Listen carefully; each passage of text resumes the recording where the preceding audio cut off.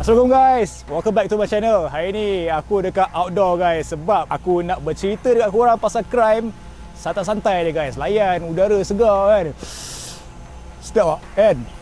So hari ni aku akan sampaikan cerita crime, tetapi aku tidak keseorangan guys. Aku ada member untuk aku bercerita, meluahkan kisah crime ni hari ni. And aku rasa korang tahulah siapa kan, okay? Tak lain tak bukan guys, Zaf Channel guys. Zaf Channel guys. How are you Max? Okay Max? Baik. Apa khabar semua geng-geng puaka? Bukan. Bukan channel sendiri, bukan channel sendiri. So, hari ni aku nak bercerita dengan Zaf dan juga korang Yes. pasal true crime hari ni. And kisah hari ni kan, hari ni kan, dia a bit different daripada yang aku biasa ceritakan. Berbeza. Beza man. Beza. Yes. Man.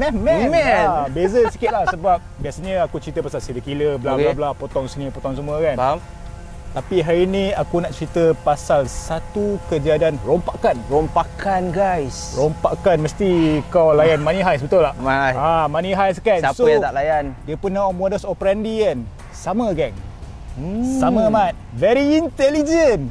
Mat. Dia memang bank in guys. So tanpa membuang masa lagi, macam biasa, nama aku Nas and I am your true crime storyteller. Let's go.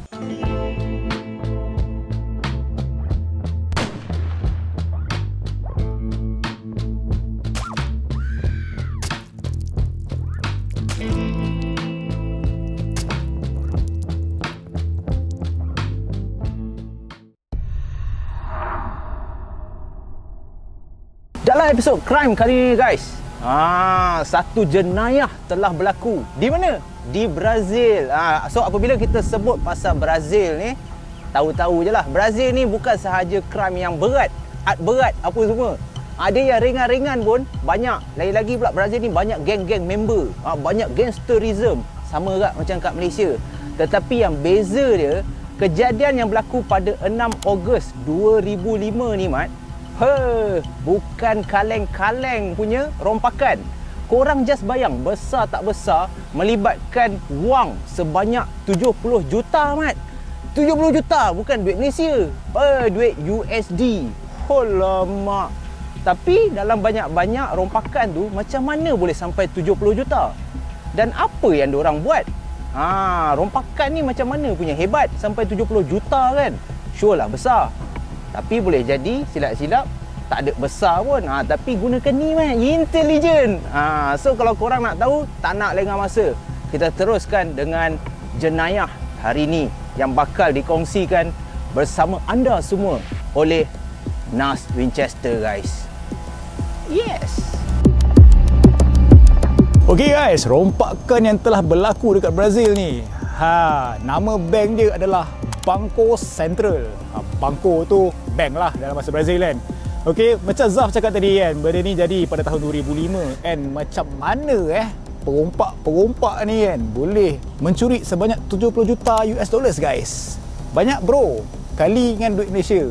Dah siap betul baik. Okay, so macam mana diorang buat is, mereka telah menggali terowong sedalam 256 kaki di bawah tanah. And bukan terowong yang kaleng-kaleng guys, sebab dorang ni dah ada specific position di mana dorang menggali terowong tu terus dekat bawah peti besi dalam bank itu guys.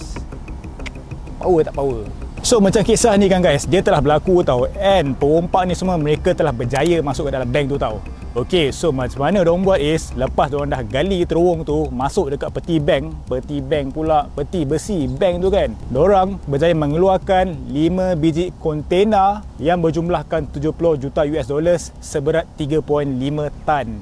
Kau imagine macam mana diorang boleh plan diorang punya perancangan untuk berompak tu kan, dalam masa yang sekejap guys. Okay, sekejap tak sekejap, lama tak lama lah, macam tu lah lebih kurang Okay, and kejadian ini terjadi pada hari Sabtu. And rompakan ni kan guys, pihak bank dekat Brazil yang Banco Central ni, diorang tak dapat tahu pun terdapat sebarang rompakan wang telah berlaku sehingga pada hari Isnin berikutnya guys. Diorang jam.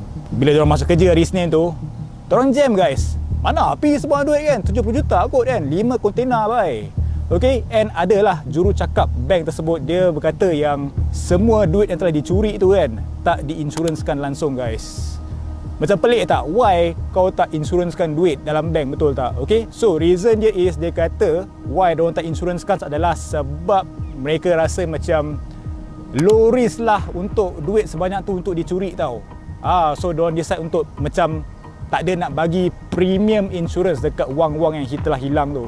Bagi aku, it's a wrong step lah, aku rasa lah. Aku bukan banker lah, tapi aku rasa kau nak fikir macam benda-benda macam ni anytime boleh terjadi guys. So yes, tercedok guys. So macam biasalah, kalau pusat bank ataupun central bank kan, okay, dia punya function is adalah untuk mengawal segala bekalan wang tau. So diorang akan macam decide lah wang mana yang boleh, orang boleh kata apa lah, dicyclekan untuk menggunakan as a new money, ataupun mereka memilih sama ada nak menghapuskan ke tidak. Dan menurut rompakan ni lah, okay, kes rompakan ni, why dia menjadi sangat-sangat susah nak trace balik semua duit 70 juta tu, is sebabkan semua ataupun setiap keping lah wang nota tu, dia punya nombor siri tu tak, orang kata apa, in order tau. So that is why dia macam susah nak trace ke mana duit ini pergi tau. So itu telah memberikan satu masalah yang besar lah dekat pihak bank. Sebiji macam money heist. Wah, ni rompakan bukan biasa-biasa. Aku tak sangka diorang sampai boleh gali sedalam 270 meter inci persegi apa semua tu. Punya dalam, Mat. Cumanya aku pelik, yalah bila orang cakap pasal gali ni kan, zaman sekarang nak gali kubur pun pakai tu jentolak tu. Kau bayang kalau dalam macam tu, apa peralatan diorang pakai? Apakah perancangan diorang untuk merompak bank ni? Bank yang aku boleh cakap bank overconfident nama dia. Sebab tak nak insurankan duit apa semua kan. Diorang fikir takkan berlaku punya crime, robbery semua ni takkan berlaku. Kita ada salah satu bilik kebal yang power, kononnya lah. Jadi mestilah korang tanya-tanya persoalan yang sebenarnya, apa perancangan diorang? Dan jawapan tu kita akan dapat apabila NAS membongkarkan lagi perancangan lahanat diorang ni. Yes. So tak nak lengah masa, kita fikir sama-sama macam mana diorang boleh buat macam tu. 3 bulan sebelum rompakan tersebut berlaku kan, perompak-perompak ni kan, diorang macam pandai tau, diorang dah plan ahead. Okay, sebab diorang telah menyewa satu shop lot kedai di tengah-tengah bandar Fortaleza di mana kejadian ini berlaku lah. So daripada situ kan, dekat bawah shop lot tu, mereka telah menggali terowong guys, sepanjang 256 kaki, sehinggalah ke bawah tapak peti besi di bank tersebut. Bijak tak bijak, aku tak tahu macam mana diorang boleh macam mana orang kata macam arkitek lah kan, ada blueprint ke apa kan, kita tak tahu guys. Okay, diorang ni macam the next level punya penyangak lah aku rasa So lepas diorang nak pindah masuk dekat shop lot tu kan, diorang ni macam set up macam satu company tau. Dia tak nampak macam very obvious tau. So mereka telah menubuhkan satu syarikat yang dipanggil sebagai landscaping lah. So mangkuk-mangkuk ayun ni mereka telah menyamar sebagai landscaper, di mana mereka berkata yang diorang advertisekan bisnes diorangnya sebagai landscaping punya company, di mana mereka menjual tumbuh-tumbuhan yang palsu, bunga-bunga, pokok bunga, semualah kan yang palsu tau. So jiran-jiran kat sana macam tak adalah fikir something fishy is going on tau, sebab terdapat macam lori, van bawa tanah keluar masuk dekat shop lot tersebut. So diorang fikir macam, oh, maybe business as usual lah kot, ada satu company dah buka dekat kawasan tu. So tak ada siapa pun yang boleh expect mereka tu semua adalah penjenayah. And terdapat jiran-jiran mengatakan lah, terdapat seramai 6 hingga ke 10 orang yang telah menyewa dekat shop lot tersebut. So berkenaan dengan terowong terowong azimat diorang ni okay, dia punya lebar terowong tu memang kecil guys. Okay, sebab dia punya size tu hanya adalah 2.3 kaki je weh. Kecil bai, aku rasa orang besar-besar macam aku ni sangkut aku rasa kan, sangat bai. So dia punya kepanjangan tu pun kan, mereka terpaksa turun untuk sampai ke tapak terowong tu sejauh 13 kaki. And aku boleh katalah terowong ni kan, terowong diorang buat ni memang masterclass lah aku rasa masterclass, masterpiece orang kata tau. Sebab memang dibina dengan baik tau. Okay, sebab dipenuhi dengan plastik, kayu, dan juga ada pencahayaan dia sendiri dan juga hawa dingin dia sekali guys. Ada aircon Mat. Gali terowong ada aircon bai. Tak adalah basah ketiak tu kan. Selalu bai diorang ni. Jadi selepas diorang nak bina terowong tu kan, diorang nak gali terowong sampailah dekat peti besi bank tu, of course lah nak keluarkan duit sebanyak 70 juta bukan kerja yang senang lah. Okey, jadi mereka perlu mengambil masa yang agak lama untuk mengeluarkan, yalah, nak keluarkan, nak kena angkut semua kontena bagai kan. 70 juta bai. So imagine macam mana bersihnya kerja penjenayah ni buat pada time tu. Macam tu rupanya. Barulah aku aku pun tak terfikir. Pandai. Betul-betul pandai. Penjenayah ni bukan sahaja, dia bukan macam orang bodoh nak merompak kedai runcit apa semua tau. Bermaksud perompak-perompak ni walaupun diorang jahat, diorang gunakan kepandaian diorang untuk membuat jahat tu.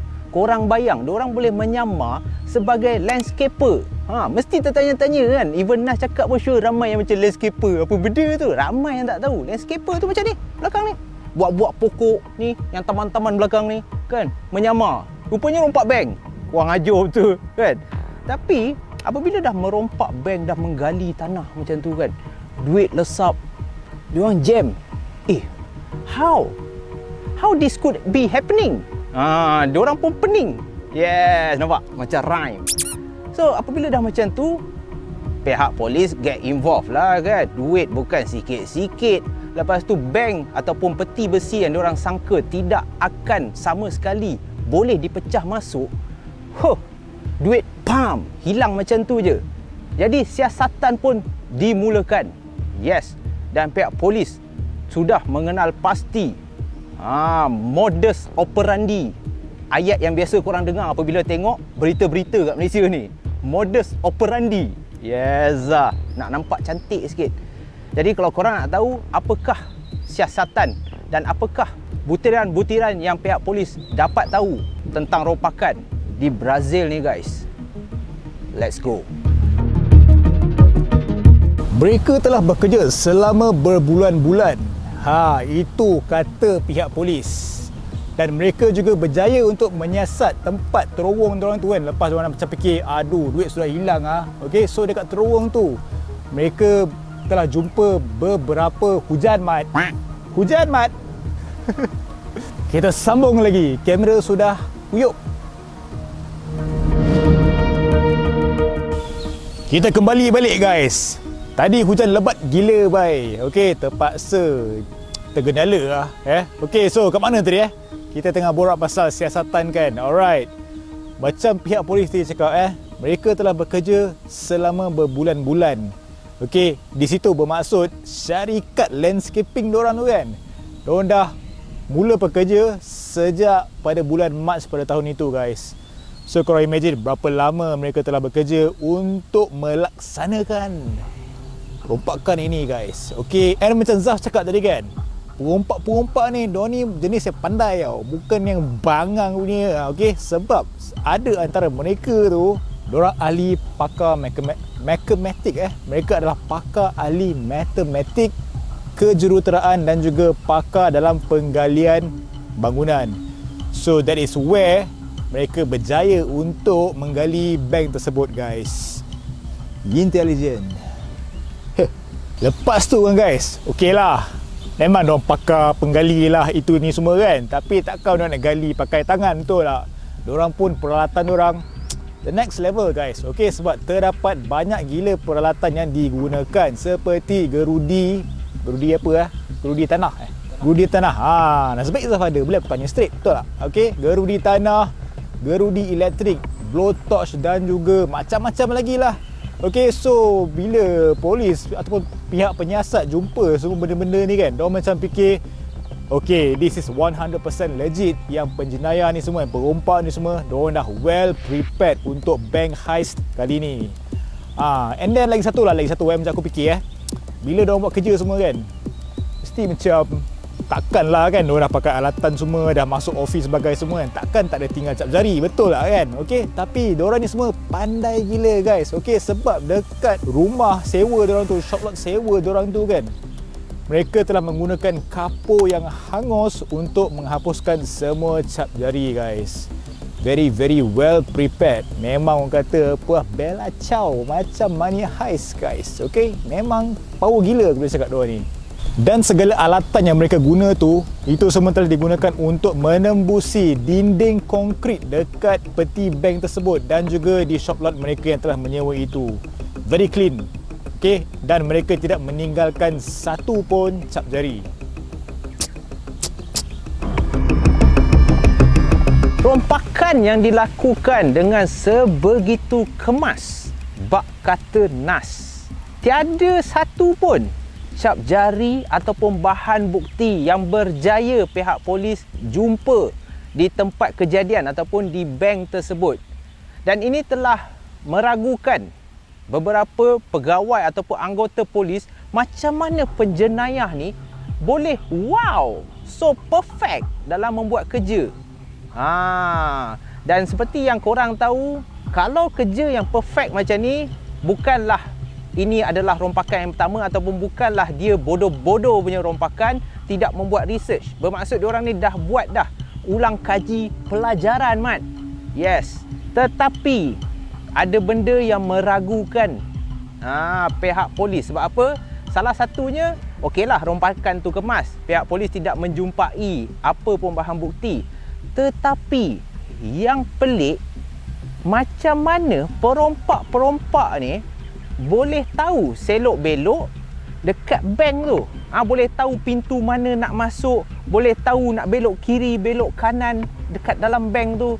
Sedangkan seperti yang kita tahu, tak kisahlah katakan perompak tu memang pernah sebelum berbulan-bulan nak rompak bank tu, dia pergi masuk dulu ke, tengok CCTV kat mana. Tetapi dalam peti besi ataupun dekat bahagian yang hanya pegawai bank je boleh ada akses, pelik tak pelik? Yes. Dan benda ni lah yang pihak polis utamakan dalam penyiasatan ataupun untuk membongkarkan siapakah dalang ataupun suspek utama dalam kes rompakan yang aku boleh katakan agak besar yang terjadi di Brazil. Dan jangan keliru, aku belum habis cakap lagi. Mungkin korang nampak Zaf, macam 999. Yes, sebab ini adalah isu crime dan seperti yang aku cakap, kejadian yang berlaku ni banyak persoalan dan semuanya akan terjawab apabila NAS menceritakan bagaimana polis mengenal pasti suspek dalam kes rompakan di Brazil ni. Macam penyanyi nasyid kan? Let's go guys. Suspek. Okay, macam Zaf cerita tadi pihak polis dong petak guys. Dong petak sebab macam mana perompak-perompak ni boleh buat kerja gempak gila, bersih gila, dia tahu selok-belok bank semua kan. Dan macam mana dong boleh keluarkan 5 kontena guys. 5 bukan sikit and bukannya ringan tau. So dia mikir macam mana dong nak keluarkan benda-benda ni kan. Mesti nak kena pakai kenderaan yang besar, betul tak? So polis persekutuan dekat Brazil, mereka telah membuat siasatan dekat situ. Diorang rasalah berkemungkinan besar terdapat kaitan antara penjenayah ataupun perompak itu dengan reseller kereta dekat sana, which is dekat Fortaleza. Okay, so apa hal pula kan tiba-tiba reseller kereta nak masuk campur, betul tak? Okay, so cerita dia macam ni guys. Okay, pada 10 Ogos 2005 pihak polis telah menangkap 2 ekor mangkuk ayun. 2 ekor mangkuk ayun ni kan, mereka telah membawa satu lori besar yang untuk mengangkut kereta di kawasan Sete Lagoas, which is berhampiran dengan kawasan di mana perompakan itu berlaku tau. Okay, and apa yang polis tu jumpa kan guys, dalam lori itu mereka telah membawa 3 biji lori tau. Dalam lori itu semua dimuati dengan jumlah wang sebanyak $400,000. Banyak gila bai.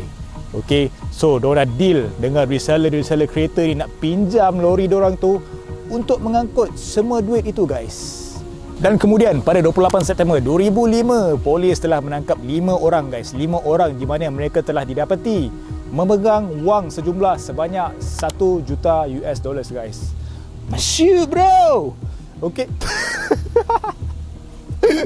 Masuk gila bat, 1 juta weh. Okay, lepas dah kantoi tu mangkuk ayun 5 ekor ni, mereka dah jam Diorang macam alamak sudah kantoi Diorang pun mengaku guys, diorang mengaku dekat pihak polis di mana mereka telah membantu untuk menggali terowong yang sedalam 200,000 lebih kaki itulah. Okay, so dekat situ polis pun telah tangkap mereka. Tetapi 5 orang tu sikit guys. Okay, sebab jumlah perompak yang planning untuk rompakan ini kan, seramai 23 orang tau. So pada time tu 5 telah ditangkap, manakala 18 lagi masih lagi bebas. Kemudian pada selepas itu, pendakwa raya di Brazil telah mengatakan yang perompak-perompak ni mereka tidak berjaya guys. Mereka tidak berjaya untuk melarikan diri dengan menyewa pesawat peribadi yang kecil. So diorang plan nak pakai private jet tu, nak terus belah daripada Brazil dengan duit-duit itu tau. Okey, tetapi mereka tidak berjaya sebab mereka telah kantoi lah cerita dia Okey, kemudian pada 20 Oktober 2005, okey, this is where the fun part start guys. Okey, sebab polis mereka telah berjaya menemui satu mayat yang didakwa sebagai mastermind perompak ini guys. Rompakan ini tau. Okey. Dan nama lelaki ni adalah Luis Fernando Ribeiro, berumur 26 tahun. Okey. So polis jumpa mayat dia ni berdekatan dengan satu jalan yang terpencil di kawasan Rio de Janeiro. And dikatakanlah si mangkuk Luis ni kan, dia kena tembak guys. Dia kena tembak 7 kali weh. Dia kena 7 kali, and mereka cakap yang mereka nampak ada kesan gari dekat tangan dia. So pihak polis dekat Minas Gerais tu kan, dia ada buat dia punya kesimpulan sendirilah. Dia cakap yang Luis ni kan, dia punya pembunuhan ni mungkin ada kena mengena dengan kes rompakan bank tersebut. So dekat sini lah aku rasa lah dia mungkin ada terlibat dengan, boleh jadi orang dalam ke, ataupun orang yang dah tahu pasal plan ni ke kan, ataupun dia adalah seseorang yang kenal lah selok-belok bank tersebut. So ini yang interesting guys. Pada 28 Oktober 2005, polis telah berjaya menangkap seorang bekas pengawal keselamatan di bank itu guys. Ini yang aku cakap, dia mungkin ada orang dalam. Dia mungkinlah adalah seorang security guard dekat bank tu kan, tetapi dia mestilah dia tahu kan selok-belok bank tu kan. So dia maybe sudah roger lah kan dengan perompak-perompak ni kan. So dia mungkin telah bagi tahu macam mana nak pecah masuk ke bank itu dengan mudah. So bila polis dah tangkap si mangkuk ayun ni, dia telah dijumpai dengan jumlah wang sebanyak $18,000. Kaya-kaya diorang ni dahsyat betul lah Kerja security guard gaji kalah PM guys kan. Kemudian tak lama selepas itu, pada 1 September 2006, terdapat satu operasi khas yang dikenali sebagai Operation Mole Fraction. Nampak nama stylo boy, ada operation sendiri guys. Okey, ada team sendiri tau. Okey. So dekat situ polis ni kan, diorang berjaya untuk menangkap seramai 43 orang yang disyaki terlibat dengan kes perompakan bank dekat Brazil itu tau. Okey, so diorang macam time tu terkejut dah, macam apa ingatkan 6-10 orang ke, tapi end up lebih 40 orang guys. Okey, so benda ni macam dah very well planned, and also terdapat banyak gila pihak yang telah terlibat guys. Okey, and dekat situ polis pun berjaya untuk merampas jumlah wang sebanyak $57,000. Okey guys, so berkenaan dengan kes ini kan. Okey, macam mana aku cerita, macam mana Zaf cerita dari awal sampai sekarang ni kan. Sampai setakat ini kan, pihak polis memanglah mereka telah berjaya seramai 54 orang guys. 54 orang yang terlibat dalam bank heist dekat Banco Central ni tau. Tetapi macam jumlah yang korang tahu yang telah hilang tu adalah sebanyak 70 juta tau. Cuma pihak polis ni mereka hanya berjaya untuk memperolehi guys. Mereka berjaya merampas balik hanya 4 juta je tau. Only $4 million. Nak bezakan dengan 70 juta tu gila banyak guys. Okay, so pihak polis dengan pendakwa raya sana semua macam pelik dan juga tak puas hati sebab mereka tidak berjaya untuk dapat balik lah semua jumlah duit itu kan. And mereka juga macam benganga, macam aduhai, padu siut kerja diorang ni, padu siap kan. So diorang macam tak puas hati lah. And di sini menunjukkanlah bahawa perompak ni diorang macam bukan yang cikai-cikai punya lah. Okay, semua yang well planned, well organised, memang bijak semualah. Pakar matematik lah, pakar engineer lah, pakar penggali tanah semua kan. Very complete team guys. Okay, so yes, aku harap korang enjoy dengan konten aku kali ni. And bagi aku, this is a very interesting punya topik regarding untuk rompakan ni kan. Okay, memang lain lah daripada serial killer yang aku share kan. Okay, tetapi yeah, it is a very interesting topic, and aku nak cakap thank you kepada semua yang telah tengok video aku berawal sampai habis, and aku nak cakap terima kasih dekat Zaf Channel guys. Yeah. What up guys? Apa khabar? Sila. Kan? So kepada korang semua dah dengar crime, dah seronok-seronok, hihi haha, jangan skip iklan. Partner in crime. Yes, kita bantu kawan kita. Jangan skip iklan dan insya-Allah supaya Nas Winchester akan lebih bersemangat untuk kongsikan kisah jenayah dengan korang semua. Jangan lupa tekan button subscribe tu, like, comment and share. Dan insya-Allah kita jumpa lagi in the next video. As always guys, never stop creating. Always do what you love. Tak fikir apa cakap, yang penting korang happy. Yang paling penting is korang stay safe, stay healthy. Yes. Take care guys. Assalamualaikum. Bye bye. Jangan lupa pakai mask. Yeah. It's a must. It's a must. Wearing your mask. Sudah.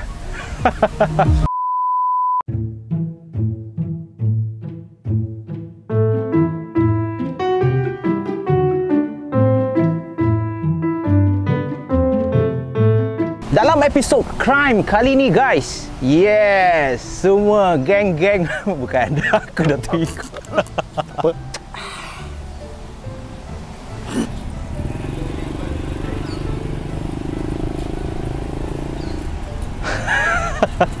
Dia main Willy pula kat sini. Mat, kau apa hal Mat? Pusing-pusing banyak kali. Syuh. Dan yang lagi aku jam, memang terbuktilah betul sebiji macam cerita Money Heist. Dia main lagi rem-rem motor.